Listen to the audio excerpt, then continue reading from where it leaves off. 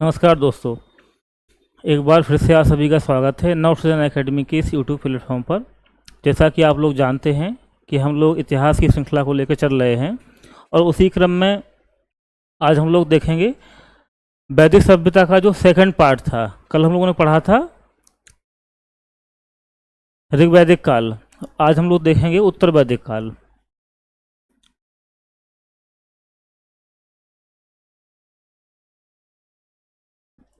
उत्तर वैदिक काल को मूलतः 1000 ईसा पूर्व से 600 ईसा पूर्व के बीच में इतिहासकारों द्वारा इसका जो काल निर्धारित किया गया है वो 1000 ईसा पूर्व से 600 ईसा पूर्व के बीच का है। 600 ईसा पूर्व के बाद का जो समय होता है, यहाँ से महाजनपदों का उदय होगा, तो वो आगे देखेंगे।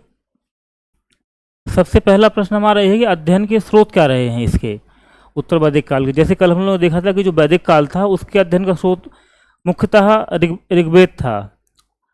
ऋग्वेद से ही जो ऋग्वैदिक काल है आर्य लोगों के बारे में बहुत महत्वपूर्ण जानकारी हमको देखने को मिली थी।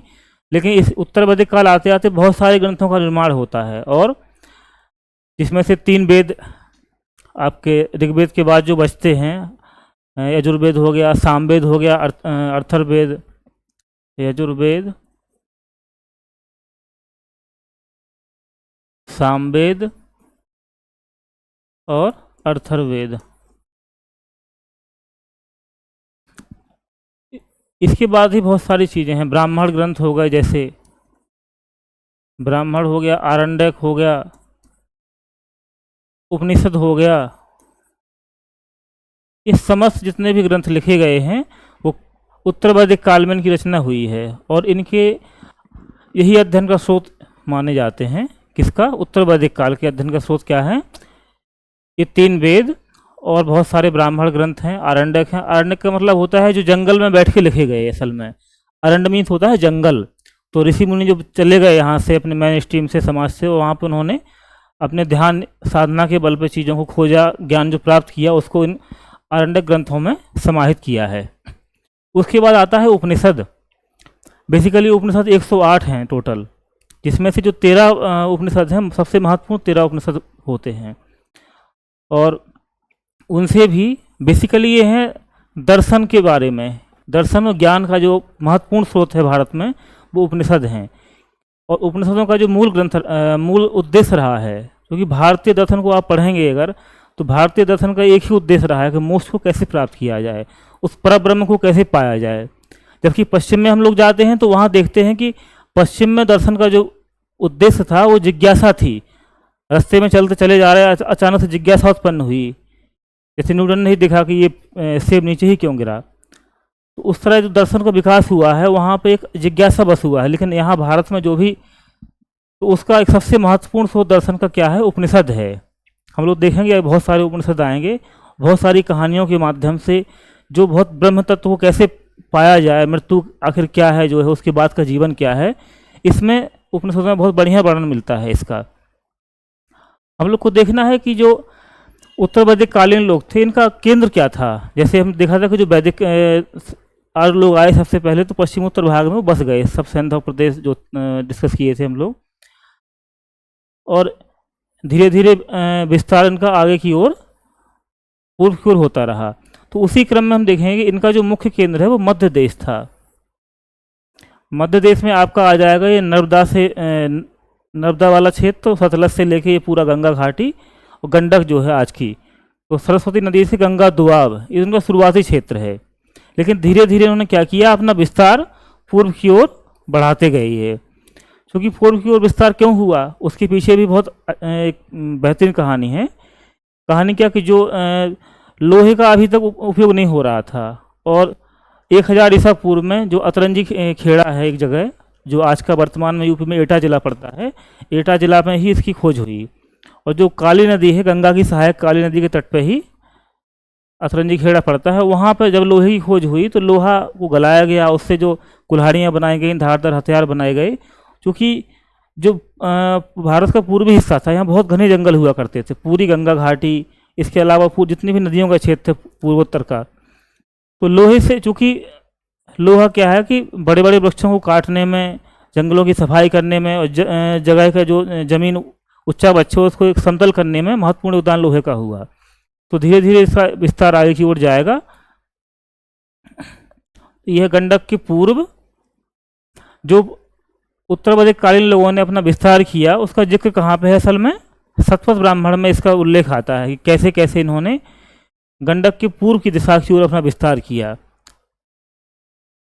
अच्छा, एक चीज़ और है जो रेवा है, नर्मदा और सदानीरा, नर्मदा के ऊपर वाला हिस्सा और गंडक के पूर्व का हिस्सा, इस तरफ इन्होंने अपना विस्तार किया, और जो कि जिक्र आता है हमारे शतपथ ब्राह्मण में।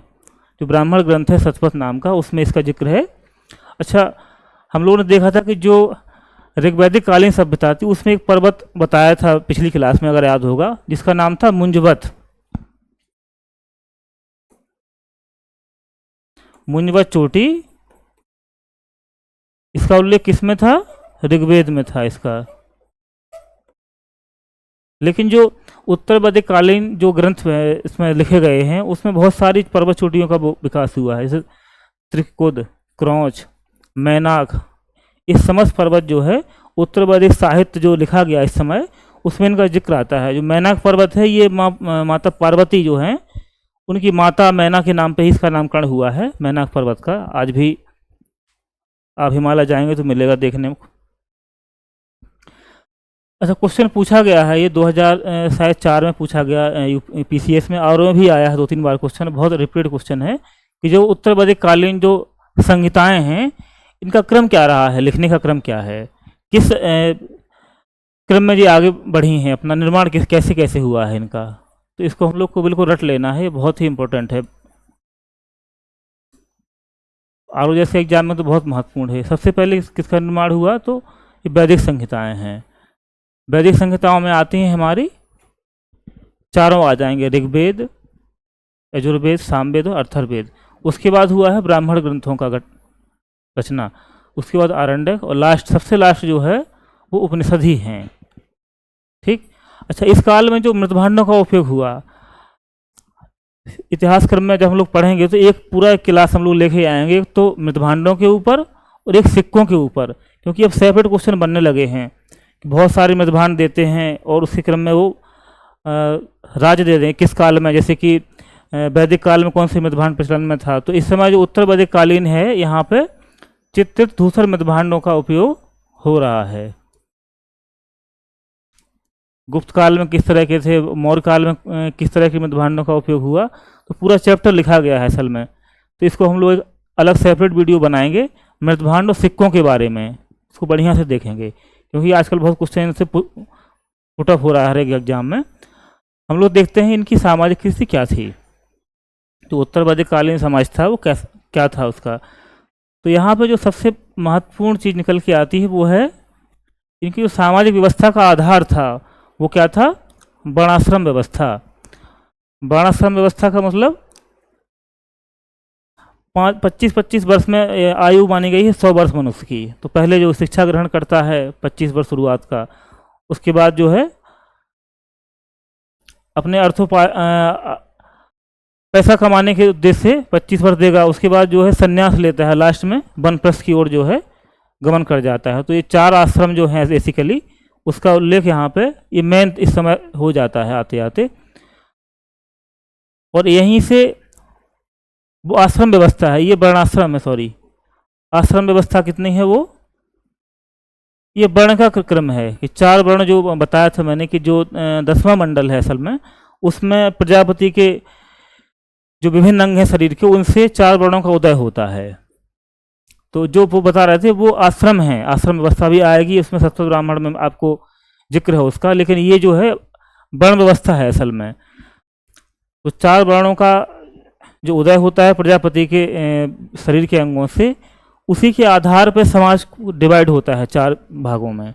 एक तो आपका ब्राह्मण वर्ण हो गया, क्षत्रिय वर्ण, वैश्य और शूद्र। तो अभी तक क्या था ना कि जो ऋग्वैदिक कालीन समाज था उसमें जो वर्ण व्यवस्था थी वो बहुत रिजिड नहीं थी। क्योंकि ऋग्वेद में उल्लेख आता है एक जगह कि मेरे पिता वैद्य हैं और मेरी माँ आटा चक्की पीसती है और मैं मांस खाता हूँ।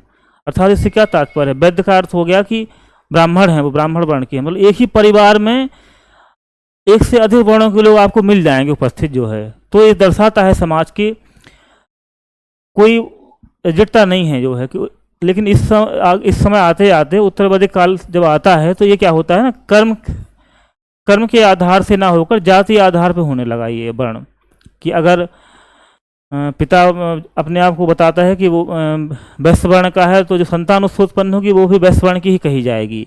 मतलब इसको जाति में कन्वर्ट कर दिया है इस वर्णाश्रम को, जो कि फिक्स नहीं था उसमें।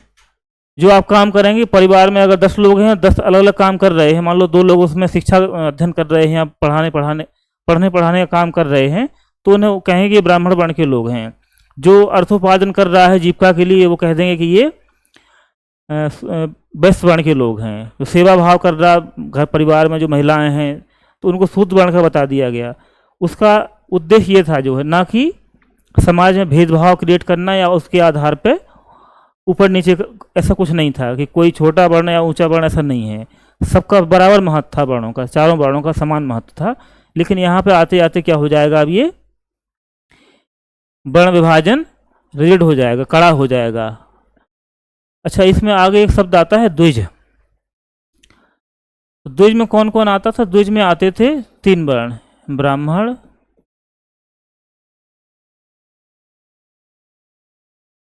क्षत्रिय और वैश्य। इन तीनों को मिलाकर क्या बोलते थे? द्विज। द्विज एक आएगा आपका त्रयी।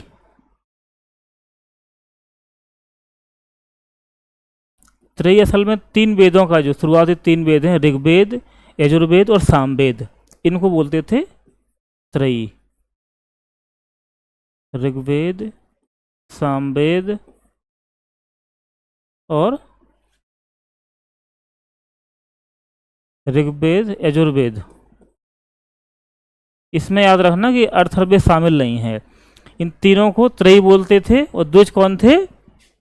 ये भी जो 3 वर्ण हैं, ब्राह्मण, क्षत्रिय और वैश्य, इनका जो समूहन होता था, उनके लिए एक शब्द गढ़ा गया, वो द्विज था। और इन तीनों को उपनयन का संस्कार था। उपनयन का मतलब था कि जनेऊ धारण करने का अधिकार इनको था इस समय। और ऋग्वेद जो है ना, इसकी जो मूल भाषा क्या है, क्वेश्चन पूछते हैं कि मूल जो ऋग्वेद लिखा गया वो किस भाषा में लिखा गया। आज हम लोग जो देखते हैं, लगभग चारों वेदों को संस्कृत में ही पाए जाते हैं। तो ऋग्वेद की जो मूल भाषा है वो क्या है? असल में ब्राह्मी लिपि है। कौन सी? ब्राह्मी लिपि।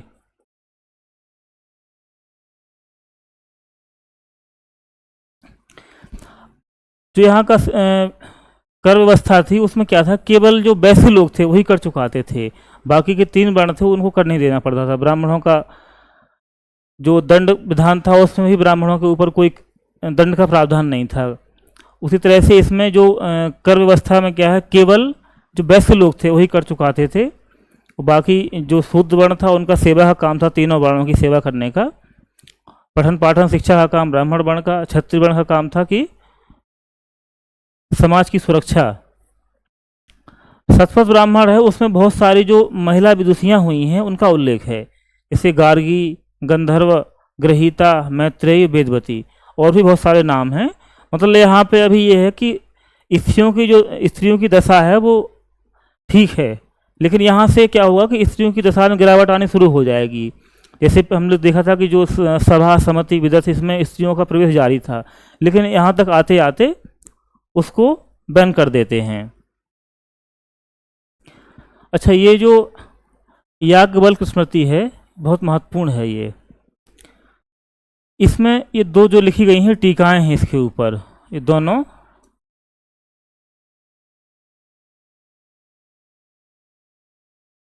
दो टीकाएं लिखी गई हैं। एक का नाम है मिताक्षरा आपका, दूसरी का नाम है दायभाग।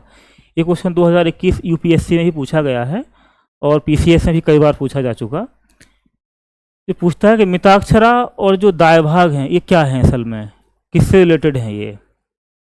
जो कि विज्ञानेश्वर ने लिखा है मिताक्षरा को, और दायभाग किसकी रचना है? ये है आपकी जीमूत वाहन की। गलत लिखा है, सॉरी। किसकी है ये? जीमूत वाहन। अच्छा, मिताक्षरा में जो है ना, ये सर्वप्रथम संपत्ति का जो महिलाओं की संपत्ति का अधिकार होता है उसका उल्लेख अगर किसी में है तो किस में है वो? सबसे पहले याज्ञवल्क्य स्मृति में।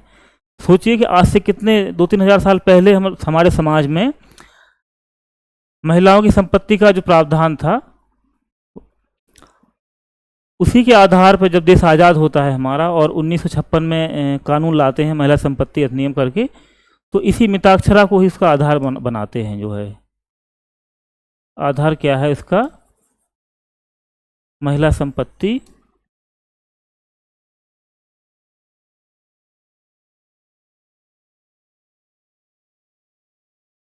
अधिनियम 1956 का जो आधार है मिताक्षरा ग्रंथ है, ये विज्ञानिकों द्वारा लिखित है। असल में इसमें क्या है कि इसमें जिक्र है कि जब तक पिता जीवित है तब तक पुत्र को संपत्ति में हिस्सा नहीं मिलेगा। पिता की मृत्यु के बाद ही उसका अधिकार किस पर होगा? संपत्ति पर होगा। और जो दाय भाग है इसमें है कि पिता के जीते जी भी अगर पुत्र चाहे तो अपना जो है जो हिस्सा है संपत्ति उसमें ले सकता है वो। तो दोनों में डिफरेंस है में, लेकिन दोनों बेसिकली टीकाएँ हैं याज्ञवल्क्य स्मृति की और किसके ऊपर लिखी गई हैं? संपत्ति से रिलेटेड, कि संपत्ति कैसे मिलेगी, किसको मिलेगी किसको नहीं। तो इसमें दोनों के लिए प्रावधान है, महिला के लिए भी यानी पुत्री के लिए भी और पुत्र के लिए भी। अच्छा, इस समय तक आते आते गोत्र व्यवस्था स्थापित हो जाती है। गोत्र का मतलब था कि जहाँ पूरे कुल का जो है जो गायें होती थीं, जो गोधन जिसे बोलते थे, पूरे कुल का गोधन जहाँ बांधा जाता था उस पूरे समूह को ही या उनसे रिलेटेड जितने भी लोग थे उन सबको एक ही गोत्र का माना जाता था। आगे चल के गोत्र का मतलब हो गया कि एक ही पुरुष से उत्पन्न संतान, मतलब जो मूल पुरुष है वो एक ही है, उसके बाद जो कई शाखाओं में बट गए वो। तो गोत्र का ये भी मतलब यहाँ पे आपको देखने को मिलेगा, जो कि हम लोग देखते हैं सर्वप्रथम आश्रमों का उल्लेख। जैसे बताया कि 4 आश्रम हैं। पहला तो है हमारा ब्रह्मचर्य, उसके बाद क्या हो जाएगा? ब्रह्मचर्य, गृहस्थ, वानप्रस्थ और सन्यास। ये 4 आश्रम देखने को मिलेंगे। बेसिकली 100 वर्ष इनकी आयु मानी गई है, 25-25 में डिवाइड करके इस तरह से। तो सबसे पहले जो उल्लेख हुआ है वो हुआ है जाबालोपनिषद में, आश्रमों का उल्लेख, जिसमें चारों जो आश्रम हैं चारों का उल्लेख है, जो मैंने बताया 4 नाम। उसके बाद छंदोग्य उपनिषद में भी इनका वर्णन है।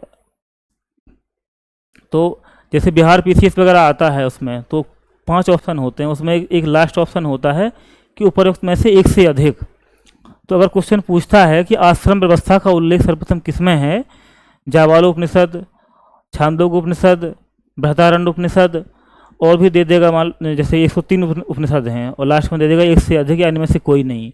तो आपको पता होना चाहिए कि इन दोनों में जो है किसका उल्लेख है? आश्रमों का है। बस एक अंतर है कि इसमें 3 आश्रमों का उल्लेख है और इसमें 4 आश्रमों का उल्लेख किया गया है। चलिए आगे देखते हैं। अच्छा, अब देखते हैं यहाँ का राजनीतिक सिस्टम क्या था। राजनीतिक सिस्टम में क्या था कि जो हम देख रहे थे, जो ऋग्वैदिक समाज था उसमें कबीला एक होता था, कुछ परिवारों का समूह बना के लोग कबीले के रूप में जीवन जीते थे अपना। तो जो कबीले का प्रधान होता था, उत्तर वैदिक काल आते आते उसने क्या किया कि उस क्षेत्र का अपने आप को राजा घोषित कर दिया, एक राट, इस तरह की उपाधि अपना स्वयं को देना शुरू कर दी। तो यहाँ से क्या हो गया? क्षेत्रीय राज्यों का उदय शुरू हो जाएगा। और यही आगे चल के हम लोग देखेंगे जो महाजनपदों का उदय होता है। जैसे पांचाल क्या था इस समय? पांचाल एक कबीला था, और 600 ईसा पूर्व आते आते ये पांचाल बहुत शक्तिशाली क्या बन जाएगा? जनपद, महाजनपद है एक पांचाल, जनपद में कन्वर्ट हो जाएगा। तो धीरे धीरे क्या हुआ कि जैसे शक्ति का इनका विकास होता गया, इन्होंने क्या किया? अपने आप को राजा घोषित करके उस क्षेत्र का स्वयं को विभिन्न उपाधियों से परिपूर्ण कर लिया। आगे देखते हैं राजा की दैवी उत्पत्ति का सिद्धांत, कि ऐसा मानते हैं कि राजा जो है वो देव ईश्वर का प्रतिनिधि है, इसलिए उसका सम्मान करिए, उसको जो आज्ञा हो उसकी आज्ञा का पालन करिए, जो आज्ञा दी जाए उसके द्वारा। तो ये सिद्धांत कहाँ मिलता है? सर्वप्रथम ऐतरेय ब्राह्मण में। ऐतरेय ब्राह्मण में राजा की दैवी उत्पत्ति के सिद्धांत का सर्वप्रथम उल्लेख है। यूँ कहें कि ऐतरेय ब्राह्मण से ही इसका आगमन होता है, सबसे पहले इसका जिक्र किया गया इसमें। अच्छा, इस समय जो सभा समिति, इसका जो प्रभाव था वो क्षीण होने लगा। पहले क्या था कि सभा में महिलाओं की एंट्री जारी थी और राजा पे ये लोग नियंत्रण रखते थे, अपना सलाहकार थे राजा के, लेकिन ये सब चीज़ें धीरे धीरे क्षीण होने लगीं। महिलाओं की इसमें एंट्री बैन हो गई और सभा असल में जो धनी लोग थे, धनाढ़ वर्ग थे, धनाढ़ ब्राह्मण, इन लोगों का क्या हो गया, एक वहाँ पे वर्चस्व स्थापित हो जाता है इसमें। अच्छा, ये जो विदत था, जो कि सबसे प्राचीन जनतंत्रात्मक एक समिति थी या संगठन था, एक विदत जो है, हम लोगों ने देखा था पिछले क्लास में, लेकिन उत्तर वैदिक काल आते आते ये पूर्णतः नष्ट हो जाती है। ये जो सबसे प्राचीन संस्था थी पूर्णतः नष्ट। ये जीवित रहते हैं लेकिन बहुत ही परिवर्तित रूप में। इसमें भी एक जो चीज़ें रहीं, लोकतांत्रिक चीज़ें थीं, वो इसमें ख़त्म कर देते हैं आप, क्योंकि राजा मजबूत हो गया अब। और ये इसका काम क्या था कि राजाओं पर नियंत्रण स्थापित करना, तो कोई नहीं चाहेगा कि ये चीज़ें मजबूत रहें। उसी तरह से हम लोग पढ़ेंगे मध्यकाल में ऐसे एक चालीसा गठन होता है, जब बलबन बनता है आगे चल के, सबसे पहले उस चालीसा को तोड़ता है जो है। इस समय रत्नी होते थे। रत्नी कौन थे? ये थे जो है राज दरबार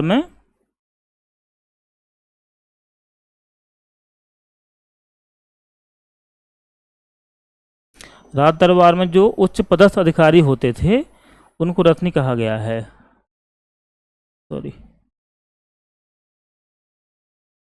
उच्च पदस्थ अधिकारी।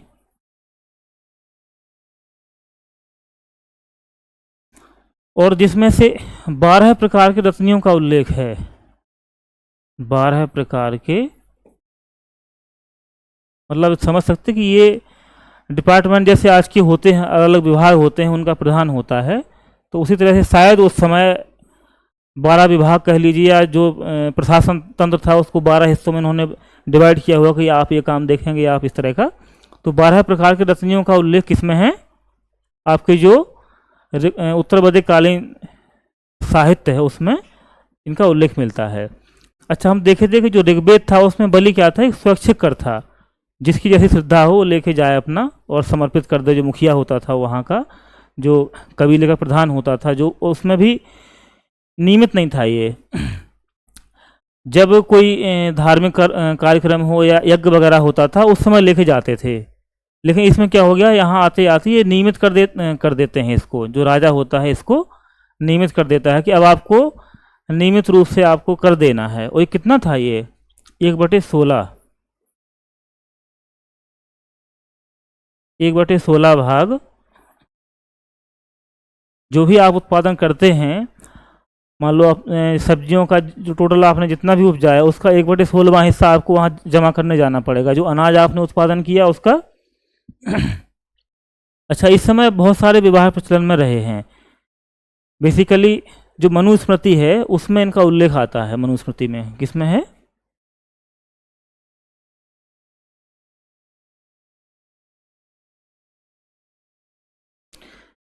जो है 8 प्रकार के टोटल विवाह हैं। हम लोग देखेंगे कौन कौन से विवाह हैं। ब्रह्म विवाह है सबसे पहले आपको देखने को मिलेगा। ब्रह्म विवाह वो था कि जो जैसे आज के समय सबसे ज़्यादा प्रचलन में है कि माँ बाप अपने पुत्री के लिए सुयोग्य वर देख के पुत्री का विवाह कर देते हैं, ये माता पिता की सहमति से।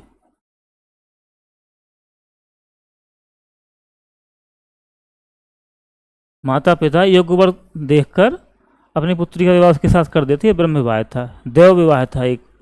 देव विवाह में क्या था कि जो यज्ञ होता था उस समय, जो कि इस समय आते आते बहुत सारे यज्ञ कर्मकांडों का बोलबाला यहाँ पे शुरू हो जाएगा। ब्राह्मणों की शक्ति में अपार वृद्धि हो जाएगी और बहुत सारी, जैसे पशुओं का बलि देना हो गया, मनुष्यों की भी बलि दे जाने लगी इस समय आते आते। इतना ज़्यादा कर्मकांड प्रधान हो गया ये समाज। तो यज्ञ करने वाले जो पुरोहित होते थे उन्हीं के साथ में जो राजा होते थे या जो यज्ञ करवाते थे यजमान, अपनी पुत्री का विवाह कर देते थे। इसको बोलते थे देव विवाह। एक तीसरा था आर्ष विवाह। आर्ष विवाह यह था कि यज्ञ कार्य हेतु 1 या 2 गायों के बदले अपनी पुत्री का विवाह कर देते थे। जो यज्ञ कराने वाले लोग होते थे के बदले पुत्री का विवाह है। किसके साथ में? यज्ञाचार्य जो होता था, पुत्री का विवाह है। लास्ट में ये आता है आपका प्रजापत्र विवाह है। इसमें होता था कि मान लो किसी कन्या को किसी लड़के ने पसंद किया, तो वो जाएगा, रिक्वेस्ट करेगा उनके माँ बाप के पास में कि आपकी बेटी मुझे पसंद है और मैं इससे शादी करना चाहता हूँ। तो लड़के के द्वारा कन्या के पिता माता से कन्या मांगकर विवाह करना, ये था आपका कौन सा? प्रजापत्र विवाह था ये। आगे आता है आसुर विवाह है। आसुर विवाह, गंधर्व विवाह, पैशाच और राक्षस। प्रेम विवाह देखेंगे, ये गंधर्व विवाह आपका मिलेगा कि जिसमें लड़का लड़की एक दूसरे के गुणों पर आसक्त होकर और विवाह के बंधन में बन जाते थे। पैशाच विवाह होता था जो सोई हुई या विक्षिप्त महिला है उसके साथ में सहवास करने के साथ जो है ये पैशाच विवाह जो है हो जाता था। और राक्षस विवाह क्या था? राक्षस विवाह बलपूर्वक कन्या छीन कर विवाह करना, कि युद्ध किया, छीन के लेके भाग गए। बहुत सारे इसमें आपको आएंगे जो महाभारत वगैरह इसमें, कि तो ये कौन सा विवाह था? राक्षस विवाह था। तो ये विवाहों के प्रकार हैं बेसिकली 8। हम लोग चलते हैं आगे। ऐत्रेय ब्राह्मण में वर्ण शासन व्यवस्था। देखा कि इस समय राज्य बहुत मजबूत हो जाते हैं और राजा अपने आपको शक्ति से परिपूर्ण कर लेता है। तो जैसे मान लो क्षेत्र है पूरा, क्योंकि वो भौगोलिक क्षेत्र तो होगा ही किसी भी उसका जो है कोई भी राज्य हो, तो उसको कैसे डिवाइड किया गया है? इसको 5 हिस्सों में बेसिकली बांटा गया। जो केंद्रीय हिस्सा है राज्य का उसको क्या बोलते थे? मध्य देश। और इसमें जो शासन करता था वो होता था राजा। साम्राज्य का पूर्वी हिस्सा इसको बोलते थे साम्राज्य, और जो शासन करने वाला था वो कौन था? सम्राट होता था इस समय।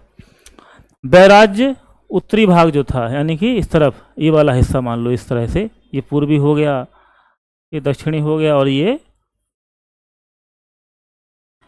तो जो वैराज्य हो गया आपका उत्तरी भाग। और यहाँ जो शासक करता था उसको क्या बोलते थे हम लोग? विराट। और पश्चिमी भाग में क्या था? स्वराज्य।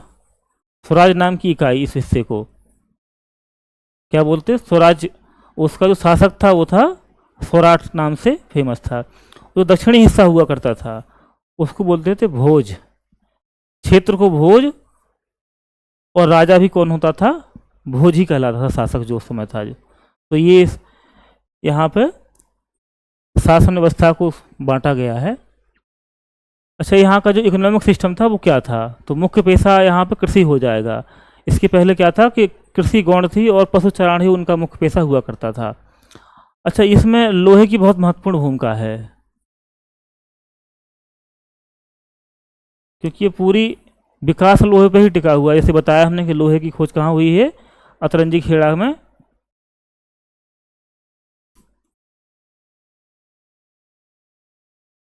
काली नदी के तट पर, जो कि गंगा की सहायक है। और कहाँ पड़ती है ये? तो लोहा यहाँ से, और लोहे के विभिन्न औजार, हल, कुल्हाड़ियाँ बनना शुरू हो जाएंगे। और यहीं से आपको यहाँ लोहे गलाने की जो लोहे उद्योग और गलाने के वहाँ पे बहुत सारे जो क्या बोलेंगे उन्हें, प्रगलन जो भट्टियाँ प्राप्त हुई हैं। लोहा गलाने की भट्टियाँ यहीं से प्राप्त हुई हैं, यानी कि बृहद पैमाने पे लोहा उद्योग यहाँ पे स्थापित था। निष्क, सतमान, पाद, कृष्णल, रत्तिका तथा गुंजा, ये बेसिकली सिक्कों के नाम हैं इस समय जो प्रचलन में थे।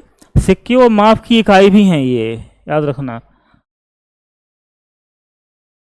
क्वेश्चन पूछा गया है निष्क शतमान के बारे में, दो को पूछा गया है कि ये क्या थे उत्तर वैदिक कालीन समाज में, किसके नाम है ये? तो क्या है? ये सिक्के थे।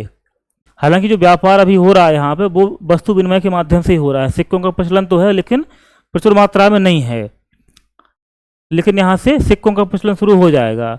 धातु गलन उद्योग देखा हमने कहाँ पे था? ये अतरंजी खेड़ा में। और वस्त्र निर्माण उद्योग, ये काफ़ी अच्छी अवस्था में यहाँ तक आते आते विकसित हो जाते हैं, क्योंकि लोग जब संपन्न होंगे तो क्या होगा? उनके अंदर शौक करने की इच्छा बढ़ेगी, तो नए नए वस्त्रों को पहनना, नई जगहों पर घूमना, ये सारी चीज़ें। सिक्कों का प्रचलन बताया ना, जैसे कि सिक्के यहाँ पे प्रचलन में आ जाते हैं, लेकिन अभी भी क्या है? विनिमय के माध्यम विनिमय के माध्यम से ही व्यापार हो रहा है, मतलब विनिमय प्रचुर मात्रा में अभी। अच्छा, इस समय कुछ ऋण देखने को मिलेंगे।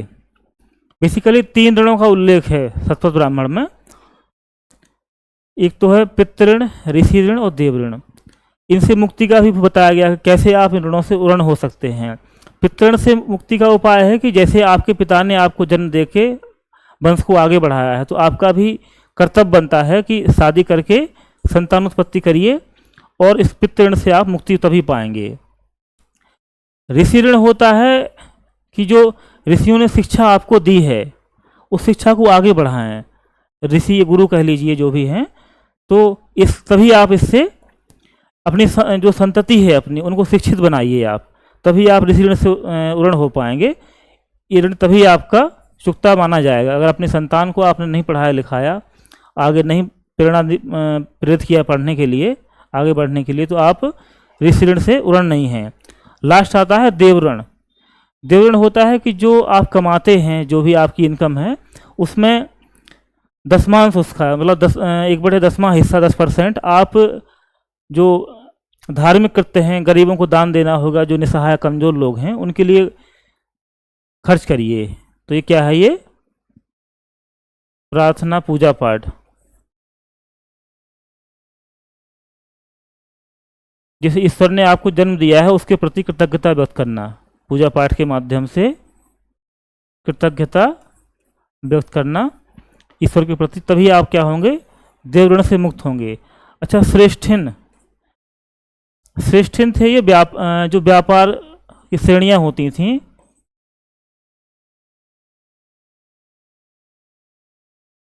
श्रेणियों के प्रधान को बोलते थे, श्रेणियों के प्रधान,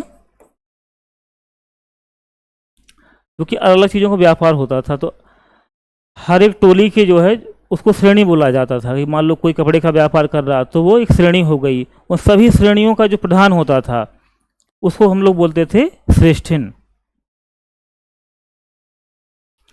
अब देखेंगे यहाँ का धार्मिक स्थिति क्या था इस समय, धर्म का स्वरूप क्या है। अच्छा, देखा था कि जैसे जो ऋग्वेद काल था उसमें अग्नि, मित्र, वरुण, इनका जो है बहुत ज़्यादा, ऐसे सबसे ज़्यादा इंद्र का महत्व था। लेकिन इस समय आते आते प्रजापति सबसे महत्वपूर्ण हो जाते हैं, और 10वां मंडल पूरा इन्हीं के ऊपर है। वैसे बताया 9वां मंडल किसके ऊपर है? सोम के ऊपर, सोम और फुरा के ऊपर, जो पीने के लिए काम आता है। और 10वां मंडल प्रजापति को। अन्य देवता भी हैं इस समय के, जैसे रुद्र हो गया, विष्णु हो गया। विष्णु कौन है? यहाँ पालक हो जाते हैं, पालन करता है ये। रुद्र बेसिकली शिव, जो हम लोग आज पूजते हैं वो रुद्र ही, वो शिव ही हैं जो है इस समय। एक पूषण नए देवता ऋग्वैदिक काल में कौन थे? ये थे पशुओं के देवता, लेकिन इस यहाँ तक आते आते हो जाते हैं शूद्रों के देवता।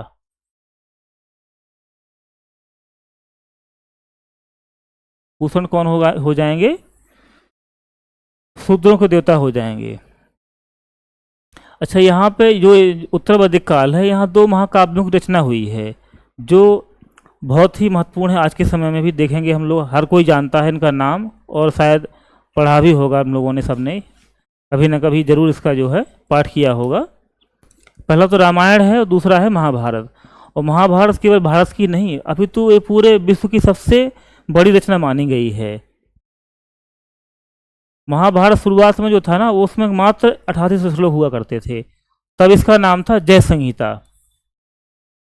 उसके बाद जो सेकंड संस्करण आया इसका, उसमें हुए 24,000 श्लोक, और इसका नाम पड़ा भारत। जो आज वर्तमान में महाभारत है उसमें 1,00,000 श्लोक टोटल हैं, और इसे बोलते हैं सतसहस्त्री संहिता या फिर महाभारत। तो ये कौन सा है? इसका 3rd वर्जन है। अच्छा, जो उपनिषद हमने बताए थे कि इसमें बहुत सारी कथाएं आती हैं, तो लास्ट जो हम लोग देखेंगे छांदोग्य उपनिषद है, जो बहुत ही महत्वपूर्ण है। बेसिकली 108 उपनिषदों में 13 जो उपनिषद हैं सबसे महत्वपूर्ण माने गए हैं। तो ये गौतम ऋषि का वर्णन इसमें आता है। असल में एक कथा है ये। सत्यकाम एक बच्चे का नाम है, जाबाल इसकी माता का नाम है। क्योंकि इस समय क्या है कि जो वर्णाश्रम व्यवस्था है, तो शिक्षा पाने का अधिकार हर किसी को नहीं है। जो उच्च वर्ण के लोग, खासकर ब्राह्मण वर्ण का जो बच्चा होगा, वही शिक्षा ग्रहण कर पाएगा केवल। तो सत्यकाम जो होते हैं, इनकी बड़ी प्रबल इच्छा होती है। इनकी माता बेसिकली दासी थीं और राजघरानों में काम किया करती थीं, तो बड़ा प्रेम करती थीं अपने बच्चे को, दोनों साथ में रहते थे। तो एक दिन माता से कहा इन्होंने कि मुझे शिक्षा ग्रहण करने का इच्छा है और मैं चाहता हूँ कि पढ़ लिख के बहुत नाम कमाऊँ अपना।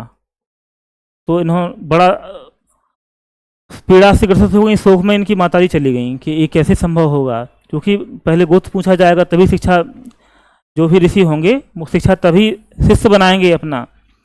तो इन्होंने कहा ठीक है बेटे जाओ, आप अगर शिक्षा ग्रहण करने जाना है, लेकिन जब वो पूछेंगे गोत्र तो आपको कुछ नहीं कहना, आपको यही कहना है कि मैं सत्यकाम जावाल हूँ, मेरी माता का नाम जावाल है और मैं सत्यकाम हूँ।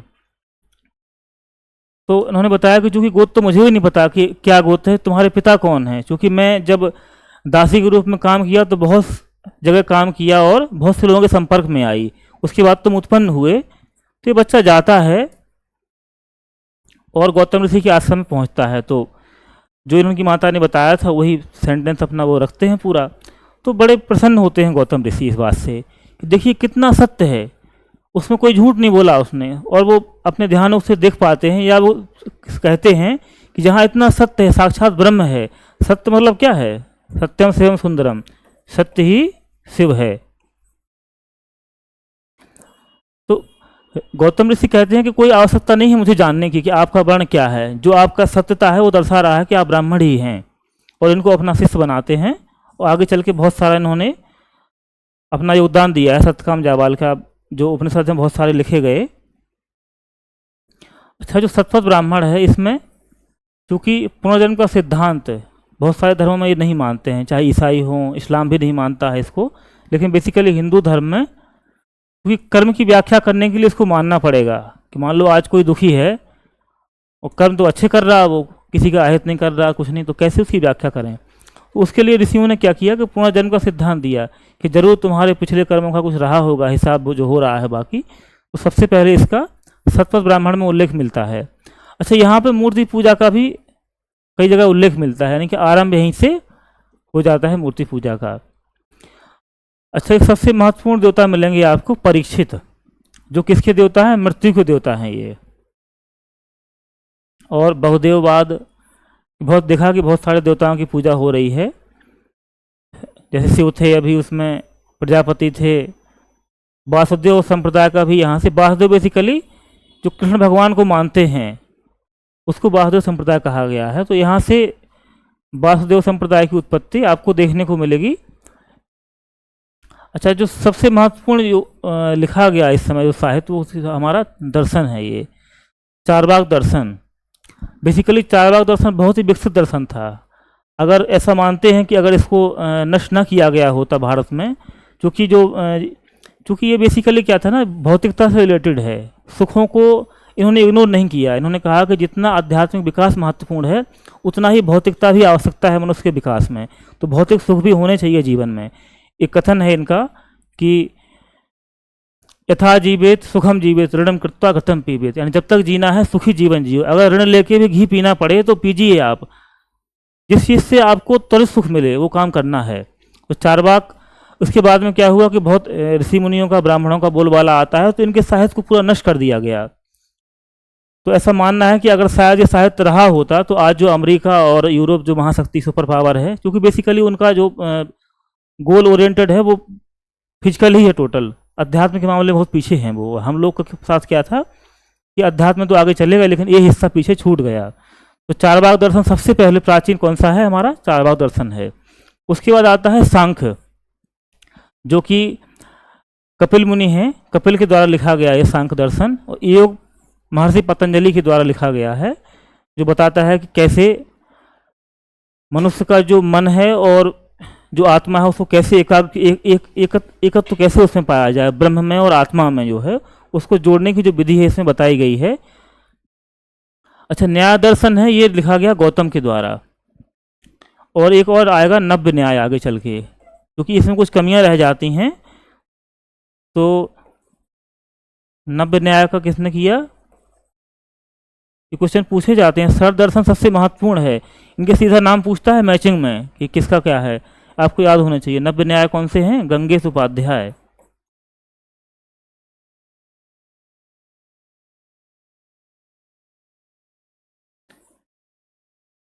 नव्य न्याय का किसने किया प्रतिपादन? गंगेश उपाध्याय ने। वैशेषिक दर्शन जो है वो असल में कणाद और उलूक इन दोनों लोग मिलकर इनका जो है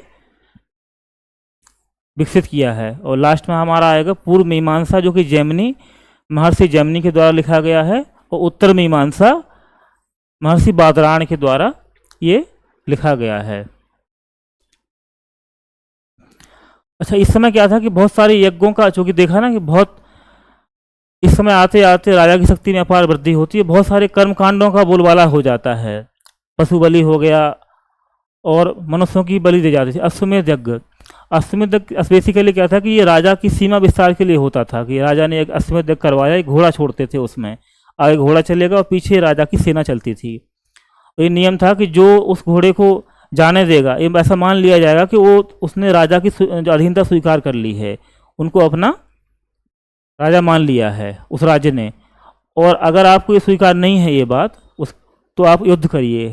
घोड़े के पीछे राजा की सेना होती थी। आपने देखा रामायण में भी इसका उल्लेख आता है, जो लवकुश होते हैं वो पकड़ते हैं राजा रामचंद्र जी के घोड़े को। राजसू यज्ञ फिर आगे आएगा। राजसू बेसिकली जो राज तिलक होता था राजा का, राज तिलक के समय ये किया जाता था। वाजपेयी यज्ञ, ये शक्ति और सामर्थ्य,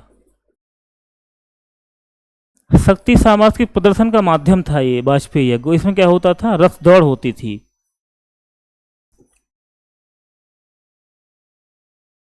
तो लास्ट अगला आएगा अग्निष्ठ होम यज्ञ। अग्निष्ठ होम यज्ञ था अपने पापों का क्षय करने के लिए। पापों का क्षय, पापों का क्षय और कैसे अब मोक्ष प्राप्त किया जाए, मोक्ष प्राप्ति के लिए ये कौन सा यज्ञ था? अग्निष्ठ होम यज्ञ होता था। श्रोत्रामणि यज्ञ, यज्ञ में पशु और सुरा आहुति। आगे चल के यही बहुत प्रलय आएगा श्रोत्रामणि यज्ञ ही, क्योंकि इतना ज़्यादा बोलबाला हो गया श्रोत्रामणि यज्ञ का कि बहुत बड़ी संख्या में पशुओं का नरसंहार होने लगा। तो आगे चल के जो बौद्ध धर्म और जैन धर्म आएंगे उनका उदय इसी वजह से होता है, क्योंकि कृषि व्यवस्था है, कृषि में पशु की आवश्यकता है, बैल ही हल चलाने होंगे। अब चूंकि जब पशुओं को मारोगे आप तो कृषि नहीं हो पाएगी, उस समय हल कौन जोतेगा। तो इस पर बहुत कड़ी प्रक्रिया होती है और नए दो धर्म आपको देखने को मिलेंगे जो कि हम लोग आगे पढ़ेंगे। लास्ट में होता था एक पुरुष मेध यज्ञ, जो कि राजा के वर्चस्व हेतु किया जाता था। और इसमें क्या था कि जो विद्वान पुरुष होता था उसकी बलि चढ़ाते थे, कहीं से पकड़ के लाएंगे और जो योग्य हो, दिखने में बढ़िया हो और स्वस्थ हो पूर्ण रूप से, उसकी बलि चढ़ाई जाती थी। किसमें? पुरुष मेध यज्ञ में। तो देखो कितने तरह के यज्ञ, विवाह, सारे कर्मकांड इस समय आपको देखने को मिलेंगे। तो आज हमने देखा कि ये उत्तर वैदिक कालीन समाज राजनीतिक व्यवस्था, उसमें क्या क्या सारी चीज़ें देखी हैं। तो रहने देते हैं। धन्यवाद, थैंक यू।